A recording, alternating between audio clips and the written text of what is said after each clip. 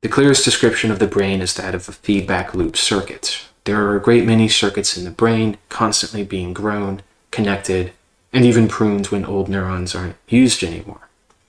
It is a dynamic and organic series of circuits. These circuits work like programs, files, or even channels. Talents, skills, behaviors, default mode networks, background processes like heart rate and metabolism, sleep induction, conditioning, language, motor skills, thought processing, sensory processing, all of these are run by circuits. When you learn a new skill or a response is conditioned or developed, the circuit changes. The better the circuit, the more efficient it becomes. The less energy and metabolism is needed, eventually to the point that an activity can become what's often called second nature or instinctual. If you take up pottery or new language, the first months or even years will be taxing. More brain power is used to process and hone that ability, to learn it. As you get better, it gets easier. The connections are established. The routes are able to fire high-speed spike trains, and double tasking becomes easier, or it may even be so well learned by you that it becomes your first reaction. Now we can categorize all the different and specific functions of the brain and be left with a sizable variety. And because it's a feedback loop, that method of understanding is how you will utilize all those functions. But if we understand them as daemons, as these programs, as task-managing entities, units, or structures, that feedback loop becomes activatable, observable, knowable. You can make it distinct. You can flip switches on and off, combine them, run multiple at the same time, even delete them. Language is a daemon, a sizable one. It takes years to learn. The way we process senses, also a daemon. I have several videos on this if you want to learn more, but as babies, we are all synesthetic. The connections associated with each sense is something that has to be trained. If not, they can go anywhere. The daemons we get downloaded or constructed, the neural circuitry is laid out. Then the unused connections are pruned, giving us a defined and distinct loop structure, a daemon. People often have different modes depending on their setting. You might have one personality for work, another for family, different ones for different friend groups, other in social settings, being by yourself. Those are all daemons. And if you see them as such, you can turn off and on which daemons you want running, which background tasks and programs you want activated. Someone talented in music might hear a song or instrument and have their knowledge of scales, tuning, and pitch and so on apply to what they are listening. Audio processing gets looped into your music daemon, and so on for other skills or things you might be knowledgeable about. You apply a filter or texture over information you are immersed in. You have multiple daemons running at once. A sensory daemon with a personality daemon with, let's say, a sociology daemon. And so you will process and interact with these things given that combination of applications. And you might get to the point you know exactly how you will interpret it. But let's say that perspective is limited. So you change out one of your personality daemons for another. Suddenly you get a different perspective. The collage of feedback looping has its colors swapped out. The more you use a daemon, the better it gets, the stronger its influence. Let's say you wanted an imaginative daemon. You are a painter and you've got a new canvas. You are standing in front of it and you picture the scene you want to draw. Maybe at first it's intangible. It's almost like you can only think of it in terms of concepts.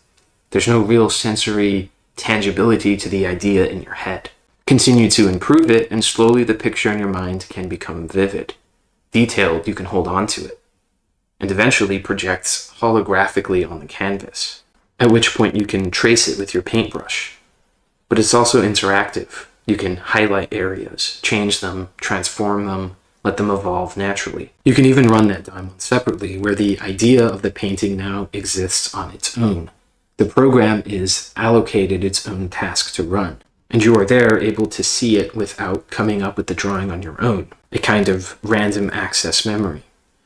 Using a daemon with RAM is another benefit to understanding daemons. You can have that compartmentalized. Sometimes you don't want to mix the daemons. You don't want it to be influenced by anything else. It could be distracting. Maybe you are at work and you are thinking of a story you want to write or a project you want to work on. But you don't have the time or energy to dedicate brainstorming. Well, that brainstorming can be run on its own in the far background. And you see this all the time with people working on a problem and suddenly wake up one day or doing something unrelated and get that eureka moment. That's the daemon finishing its processing. But understood as a daemon, again, because we've got feedback loop systems, you can add another dimension to that feedback loop where it becomes self-aware and self-referential, even acting on its own. Because we are now naming and understanding daemons, it becomes possible to share and record daemons, to build directories. This allows for neural planning, blueprints that can make that learning period faster. You can develop talents by downloading daemons. I'll give an example from myself. With the I Ching face reading, I can choose to keep it deactivated. When I see faces, nothing happens. If I turn on that physiognomy daemon, I can overlay the hexagram beside their face and break down the emotional type and see the archetypes which relate, whether I'm watching a show or seeing someone in person. So if you wanted to learn to do something like that, or the equivalent of any type of ability or skill or perspective, you download that daemon, you approach learning and practice with a section of the brain allocated to that. You give it its own file. Instead of trying to learn by growing it from scratch, randomly making space. This is a simple matter of logistics, city and railroad planning within the neural networks. And those neural networks, the daemons, can be illustrated like the constellations of the night sky, where it's all running together regardless, but by defining these shapes, giving personality, naming them, you also make them more distinct, recognizable, you make them run better, improve their vividity, animate them, grow thought forms within them. They become storytelling and experience-based elements. Still, daemons are programmed into our nervous system through biology and anatomy, such as the sleep daemon run by the thalamus, the spindle bursts that activate at stage 2 of NREMs that initiates the sleep state. Not only are sleep spindles important biomarkers of health, memory, and recovery, they can be witnessed by maintaining visual concentration as the body falls asleep, in the form of green and peacock phosphenes that revolve in tunnel-like apparitions. These are the neural firings of the sleep spindles sent by the thalamus. And because visual gating is sustained open, they rebound into the visual cortex and are witnessed as seeing in the eyes. As any structure of the brain requires neural firings, pulses of light and electricity, any daemon can be seen or experienced by sensory perception. The firings can be rebound into different processing daemons, not just by the phosphenes of vision, but acuphenes of auditory perception, and olfaphenes, the smell perception, and so on for the entire phoenix system. Beyond the brain, there are daemons of other organs, especially of the digestive system, and quorums of microbial ecologies within the body. There can also be glitches and viruses contained within daemons, but we will cover all of those other notable aspects of the daemons in future videos on this topic. What people forget is that you can customize yourself. Remove parts that you don't like, things that you may be neurotic about, anxieties, OCDs.